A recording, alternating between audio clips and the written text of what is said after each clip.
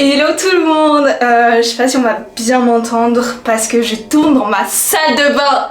Vous allez sûrement vous demander mais qu'est-ce qu'elle fout la go dans sa salle de bain.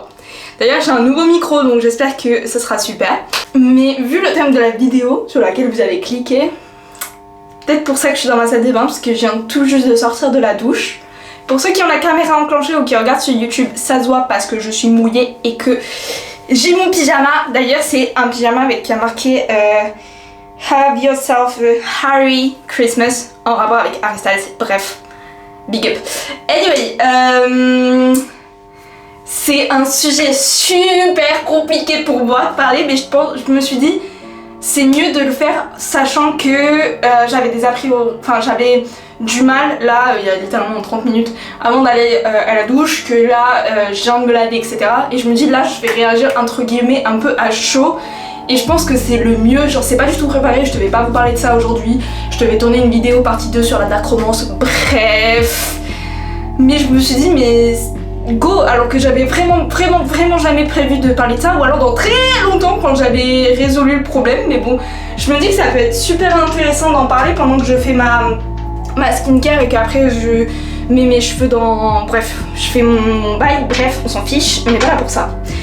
Bref, c'est super dur pour moi d'en parler parce que littéralement, je crois que personne n'est au courant que j'ai ce problème à part ma psy.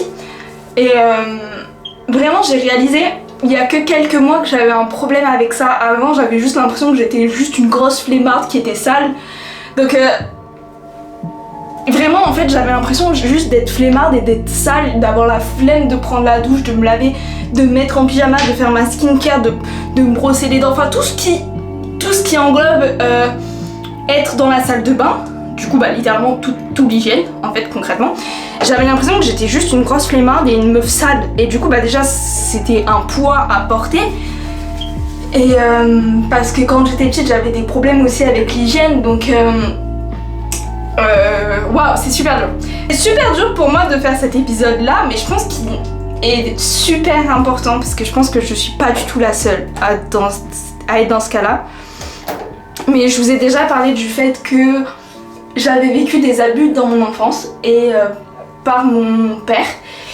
Et malheureusement, il y a beaucoup de ces abus qui se sont passés dans la salle de bain, dans la baignoire, douche, etc. Ce qui fait qu'aujourd'hui, pour moi, c'est super dur d'entrer dans une salle de bain et d'aller me laver. Et c'est bizarre parce que tu te dis, ben, les abus, ils se sont passés de mes 4 à 12 ans. Donc j'ai 24 ans cette année. Ça va faire plus de 10 ans, ça va faire 12... Wow. Oh my god. Ça va faire 12 ans que ça s'est arrêté. Bah plus passe à autre chose, en fait. Passe à autre chose. Mais ça se passe pas comme ça, en fait. Quand tu guéris le traumatisme, ça ne se passe jamais comme toi t'en as envie, en fait. Alors, le problème, en fait, c'est que j'ai découvert que c'était pas juste de la flemme, ce que je ressentais, que c'était beaucoup plus que ça et que je devais en parler à ma psy. Quand en fait j'étais là, parce que dans ma salle de bain actuelle j'ai des toilettes dans la salle de bain. Et dans ma maison d'enfance mes toilettes ils étaient pas dans la salle de bain, donc en soi j'ai pas de trauma d'aller dans la salle de bain pour aller aux toilettes, ça c'est pas un problème pour moi. Après tout ce qui concerne le miroir ou avec l'évier plus la douche, c'est très compliqué pour moi parce que c'est directement relié à des traumatismes. Pour moi c'est super compliqué et je m'en suis rendu compte quand à un moment donné en fait c'était un soir et je devais aller prendre ma douche, mais au départ je voulais aller aux toilettes, donc je vais aux toilettes et je continue à scroller ce que je faisais déjà avant, puis après j'étais en mode oh flemme, je vais pas aller me laver, je me laverai demain.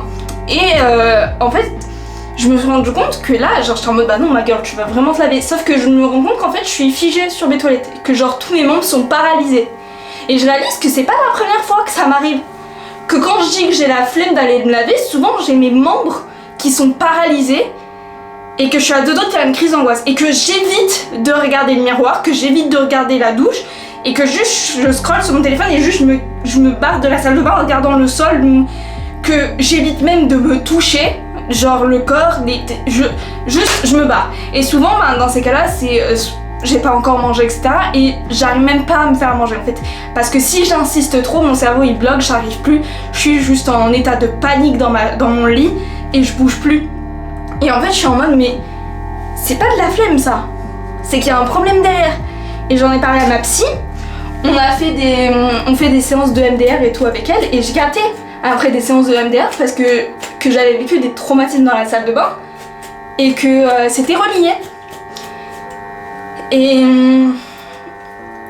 du coup maintenant j'ai conscience que quand je bloque, c'est parce que c'est mon système, mon corps qui est en mode traumatisme. N'y va pas, n'y va pas, n'y va pas. Et qui voit la salle de bain comme un danger. Et j'ai posté une fois une vidéo sur TikTok et sur Instagram en disant que en gros je jugerai jamais les gens qui n'arrivent pas à se laver tous les jours parce que je sais ce que c'est de pas pouvoir se toucher parce que quand on est dans la douche on voit les mains de ses agresseurs. Et j'avais jamais pris conscience à quel point des gens pouvaient relate à ce que je vis en fait au quotidien.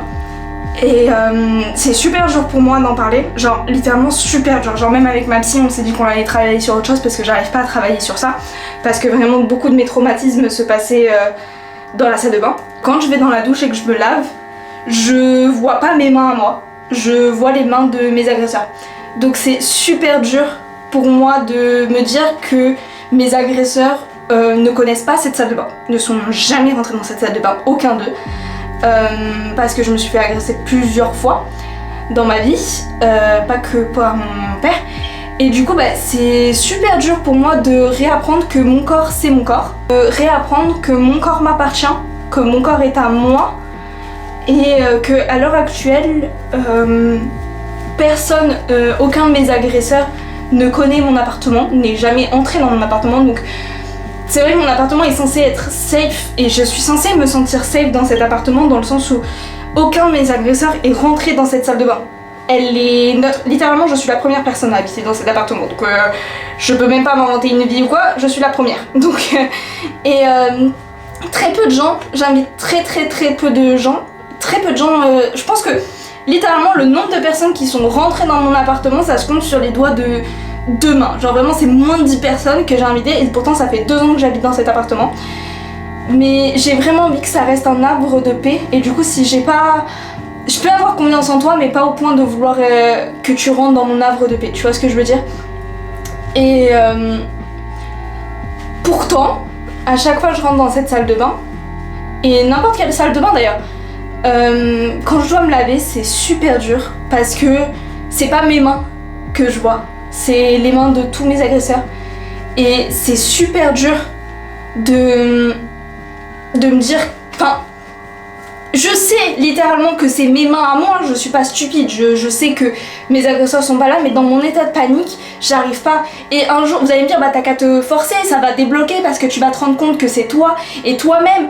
Écoutez, ça je l'ai déjà fait, je me suis dit, bon, d'un moment je vais forcer, je reste figée là, mais après je vais me rendre compte que je vais me laver, que je vais me sentir bien, que je vais être propre, que... Enfin, ça fait du bien de te sentir propre, de sortir par ta skincare et ensuite aller manger un bon petit plat que j'ai cuisiné, que tatati tatata. Et j'ai essayé, croyez-moi, hein.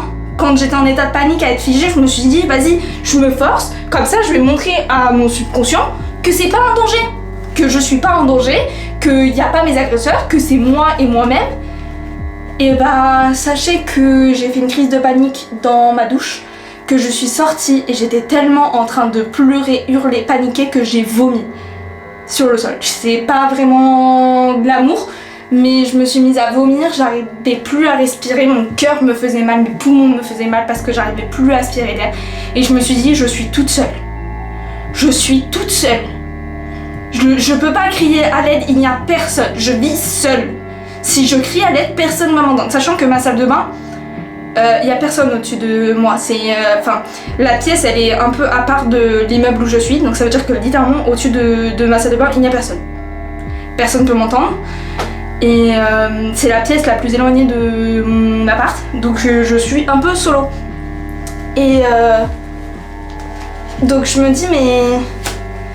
Et j'en ai parlé à ma psy, et elle m'a dit c'est la pire idée de vouloir forcer. Si ton corps te lance un mécanisme qui te lance le mécanisme de tout bloquer, il faut que tu l'écoutes. En fait ça sert à rien de vouloir forcer à vouloir guérir ton trauma comme ça, parce que le problème en fait c'est juste que tu vas juste dissocier et empirer le traumatisme en fait. Et après ça sera encore plus dur de travailler dessus parce que tu vas bloquer ton cerveau, etc. En fait, si ton corps t'envoie un signal, il faut que tu écoutes ton corps. Il faut que tu t'écoutes toi. Ton cerveau, il sait ce que tu as traversé, même si toi, tu t'en rappelles plus à trop, parce que je me rappelle pas de tout ce que j'ai vécu. À cause de tous les traumas, j'ai beaucoup dissocié. C'est pour ça aussi que je fais de l'EMDR. Et elle était là en mode, mais faut que tu t'écoutes en fait. Faut que tu écoutes ton corps, faut que tu écoutes ton subconscient, parce que lui, il est conscient de ce que tu as vécu, en fait. Donc là, t'es pas en capacité de forcer ton corps à t'écouter. T'es pas en capacité de te dire le trauma il va se résoudre parce que je l'ai décidé et parce que ça sera aujourd'hui et pas maintenant. Parce que ça se passe pas comme ça. Quand tu vis des traumas complexes comme des agressions dans l'enfance, ça se résout pas du jour au lendemain, ça se résout pas comme ça. Et c'était super dur pour moi de réaliser que je pouvais pas juste débloquer ce traumatisme là et avancer avec ma vie en fait. Et de me rendre compte qu'à chaque fois que j'en parlais avec ma psy, bah en fait je bloquais et que j'arrivais pas à travailler dessus parce que mon cerveau bloque et que mon cerveau veut pas l'affronter et qu'il met des barrières à chaque fois que j'essaye de travailler dessus. Et je sais ce que c'est de rentrer dans sa salle de bain et d'avoir peur d'aller se laver parce que tu vas voir les flashbacks de ce qui s'est passé en fait, et que vouloir forcer le truc et te laver quand même, bah t'as l'impression que genre forcer le truc quand même, bah au final ça juste te débloque des flashbacks qui te reviennent et c'est de pire en pire. Alors je vais juste vous dire quelques petites techniques que moi j'ai mis en place. Pas que la vidéo elle dure 6000 ans non plus, mais en gros j'ai mis quelques petites tactiques. Alors ça marche pas de fou, mais ça a énormément amélioré le rapport que j'ai déjà avec moi-même et de plus m'en vouloir, parce qu'il y a vraiment ce truc de c'est facile après de t'en vouloir parce que tu te dis bah c'est de ma faute, j'arrive pas à me laver, je suis une personne sale, je me dégoûte, et après t'as ce dégoût de toi, t'as ce dégoût ton corps t'appartient pas, etc. Et un truc que j'ai appris pour me réapproprier mon corps, c'est de faire du bien à mon corps. Par exemple d'aller chez le coiffeur pour faire quelque chose que j'aime bien avec mes cheveux, parce que je trouve ça hyper important de te sentir bien dans ton corps, de m'épiler les sourcils, de faire des soins profonds à mes cheveux, de faire des soins profonds à ma peau, de faire des skincare, de mettre des masques, de la crème hydratante sur mon corps. Alors c'est peut-être bête et vous allez me dire trop bizarre, c'est hyper superficiel. Ça a l'air superficiel quand je le dis, j'en ai conscience, je m'entends. Mais en fait quand tu le fais, bah en fait tu fais du bien à ton corps. Genre je sais pas comment expliquer ça, mais tu te fais du bien à toi et surtout ce qui est important c'est que tu te touches toi-même pour te faire du bien. Et c'est pas en contact avec la douche, donc c'est différent. Et du coup bah c'est différent, mais je sais que je me réapproprie mon corps quand je fais ça. Genre que je vais mettre de la crème hydratante sur mes mains, que je vais laisser poser un masque sur mes cheveux, que je vais mettre un masque sur ma peau. Et surtout quand je vois après les bénéfices, parce que j'ai la peau douce, j'ai les cheveux brillants, j'ai la peau belle et il n'y a pas de boutons, ou alors mes boutons diminuent.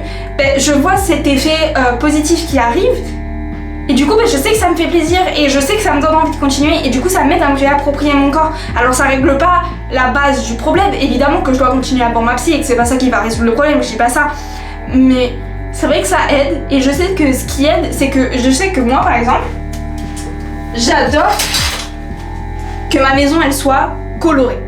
Donc j'ai acheté, pour ceux qui voient dans la vidéo, un rideau de douche avec que des fleurs colorées, etc. J'ai aussi, pour ceux qui sont sur la caméra et qui voient la lumière, j'ai une lumière qui fait un peu style orangé. Ça se voit pas trop à la caméra, mais IRL ça se voit beaucoup. Qui fait un style orangé et du coup bah, c'est cool parce que quand je prends ma douche, j'ai vraiment une ambiance. J'ai aussi des LED. Bon là ils sont pas allumés, mais de base j'ai des LED aussi tout autour de ma salle de bain, jusque dans ma douche, etc. Ça aide aussi par rapport à l'ambiance. Et ouais, je sais que il y a certaines... Moi je sais que j'ai pas réussi à faire ça. Il y en a qui y arrivent, mais il y a aussi la technique de mettre un maillot de bain, généralement une pièce, comme ça c'est plus simple, quand tu vas te laver. Je sais qu'il y a beaucoup de filles qui m'avaient donné ce tips. J'ai essayé, j'y arrive pas. Personnellement, ça me bloque tout autant d'être en maillot de bain. Parce qu'il faut le mettre, le maillot de bain. Et du coup, si je mets le maillot de bain, c'est que déjà je suis bloquée pour aller à la douche. Mais du coup, il va falloir que je me déshabille et que je touche mon corps pour mettre le maillot de bain. Ce qui fait que c'est aussi paniquant. Parce que, en fait, quand je panique dans ces moments-là, le fait de me toucher, c'est pas mes mains qui me touchent, mais c'est les mains de mes agresseurs, donc c'est toujours aussi compliqué. Donc le maillot de bain, j'y arrive pas. Mais je vous le donne quand même parce que ça peut vous aider, pour la personne qui écoute ça.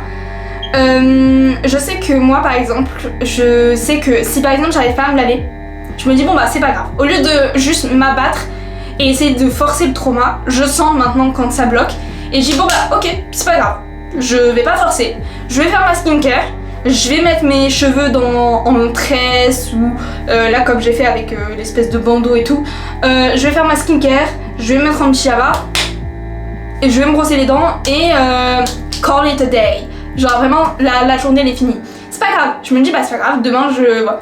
Et j'ai un petit tableau où je marque les jours du mois et avec un code couleur. Genre si j'ai réussi à me laver les cheveux, si j'ai réussi à faire ma skincare, si j'ai réussi à me brosser les dents, si j'ai réussi à me laver. Et en gros genre je vois qu'au final il n'y a pas beaucoup de jours où j'ai réussi à rien faire.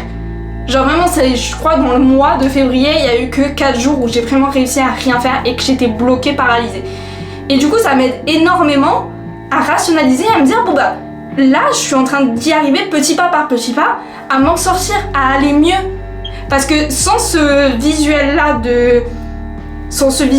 coloré avec code couleur, bah j'étais là en mode bah je suis dégueulasse, j'arrive à rien, je m'apitoyais sur mon sang en me disant mais je suis une meuf dégueulasse, j'arrive même pas à me laver, genre un truc vital que tout le monde arrive à faire, moi j'y arrive pas et je suis bloquée là-dedans dans ce cercle vicieux et je me sentais encore plus coupable, je me disais que c'était de ma faute, ça devenait pire dans ma tête, c'était horrible et du coup ça aggravait les murs que je me mettais dans mon cerveau et du coup bah, la thérapie elle était encore plus longue et plus compliquée parce que je m'en voulais, que je me mettais un poids sur les épaules qui n'avait pas lieu d'être et du coup bah, j'ai fait ce code couleur où en gros sur une feuille blanche j'ai juste fait un carré avec les jours du mois et en dessous j'ai marqué les codes couleurs représentaient quoi et tous les soirs je dessinais ce que j'avais réussi à faire et du coup en fait de voir toutes ces couleurs et de voir que même s'il y a des jours où j'arrive pas à me laver, bah j'arrive parfois à me laver le corps mais j'arrive à me laver les cheveux ou j'arrive à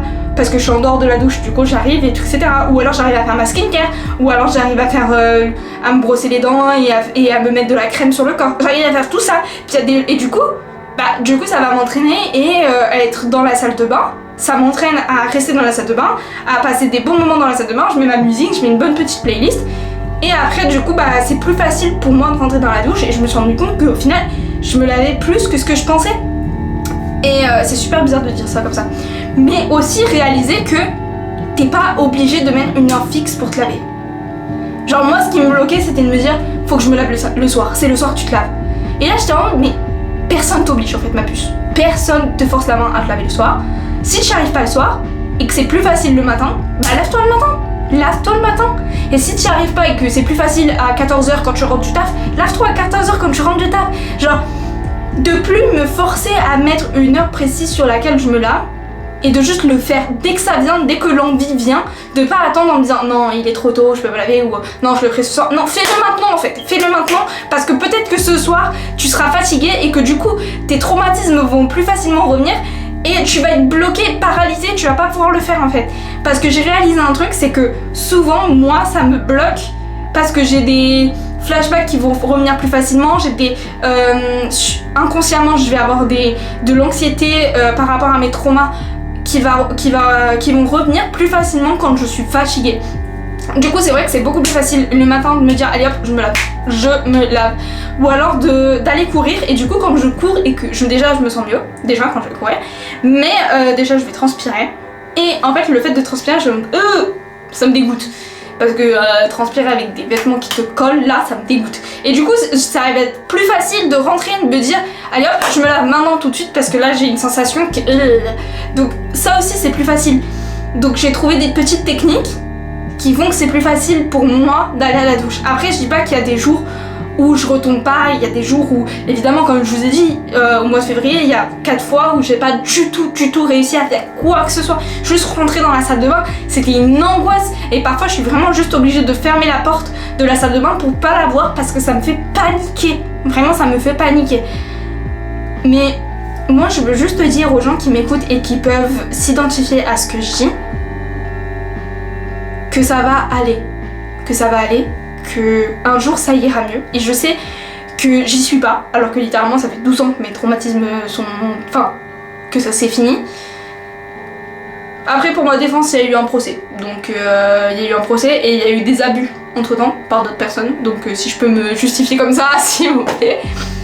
Mais c'est pas parce que ça fait 2 ans que les abus se sont terminés, c'est pas parce que ça fait 10 ans, ça fait pas parce que ça fait 30 ans que ça s'est terminé, que ta guérison, elle a un temps limité. Si ta guérison, elle doit prendre 10 ans de plus, elle prendra 10 ans de plus. Mais ça veut pas dire que dans 10 ans, tu seras toujours au point mort. Ça veut pas dire que dans 10 ans, tu seras toujours au même point. Ça veut dire que dans 10 ans, tu auras 10 années de guérison en plus et tu seras une version de toi tellement plus améliorée, enfin pas améliorée, mais tellement plus guérie. Une version de toi où tes traumatismes, ils seront laissés derrière, ils seront terminés. Genre dans une boîte, mais pas dans une boîte que tu as mis au fond de ton crâne pour plus t'en souvenir. Ils seront dans une boîte de traumatismes que tu auras réussi à guérir et tu auras réussi à grandir autour de ça, parce que je crois pas au fait qu'on puisse réparer le traumatisme. Honnêtement, d'une personne qui s'est fait abuser toute son enfance, tu ne guéris pas de ton traumatisme, tu apprends à grandir autour, tu grandis tellement qu'en fait il a plus de place dans ta vie. Il a une toute petite place et parfois tu vas y penser, mais parfois je vais passer des semaines sans même y penser, sans même avoir une pensée, et je vais vivre normalement et ça me donne tellement d'espoir parce que je sais qu'un jour ça arrivera de plus en plus. Ça sera plus seulement une semaine, ça sera 2, 3, puis ça sera 6 mois et peut-être 1 an que je passerai de ma vie sans même y penser une seule seconde aux abus que j'ai vécus. Et peut-être que même parfois j'y pense aux abus, mais ça me fait pas mal. Ça ne me bloque pas pour aller me doucher, ça ne me bloque pas pour aller dormir, ça me bloque pas pour vivre, et je sais que j'ai espoir pour que ça continue et que un jour j'arrive à vivre une année entière, 2 ans, 3 ans, 5 ans, 10 ans sans avoir à être bloqué par ce traumatisme là et sans avoir à devoir de psy, à prendre des médicaments, et qu'un jour je serai totalement guérie de tout ça et que ce trauma, ma vie sera tellement immense, j'aurai tellement de choses à faire dans ma vie, de choses incroyables, de gens incroyables dans ma vie, que ce traumatisme là qui avait pourtant une place énorme dans ma vie, qui m'a détruite, et bah pourtant il aura une toute petite place, tellement petite et tellement minime par rapport à tout ce que je vais vivre, qu'il n'aura plus la même importance, que mes agresseurs auront plus cette place importante qu'ils ont dans ma vie. Parce que ce que je le veuille ou non, pour l'instant ils ont une place un peu trop grande dans ma vie, et je sais que ça sera que bientôt ou dans longtemps, j'en sais rien, ils auront plus cette place importante. Je le sais et j'y crois, mais pour l'instant, je suis en train de guérir de tout ça. Je dois traverser tous les traumatismes et tous les murs que je me suis mis dans ma tête pour pouvoir continuer à survivre. Je dois tout casser pour pouvoir enfin vivre tranquillement dans ma tête et dans mon corps. Et cette vidéo, c'est pas pour que les gens aient pitié de moi, c'est pas pour attiser la pitié, encore une fois. Cette vidéo, c'est vraiment pour donner espoir aux gens et vraiment pour que les gens ne se sentent pas seuls. Parce que vous n'êtes pas seuls, je vous promets que je comprends ce que vous vivez, que je sais ce que c'est, que vous n'êtes pas seuls, que n'importe quand, si vous avez besoin de parler, vous pouvez venir me voir, que je comprendrai ce que c'est. Et parfois, je sais que c'est beaucoup plus facile de parler à des gens qui comprennent ce qu'on vit. Parce que mes amis, je les aime de tout mon cœur, ma famille, je les aime de tout mon cœur. Et je sais qu'ils sont là pour moi et je leur en parle. Quand j'ai besoin d'en parler, je leur en parle. Mais c'est pas la même chose que de parler à quelqu'un qui comprend ce que tu vis et ce que tu endures.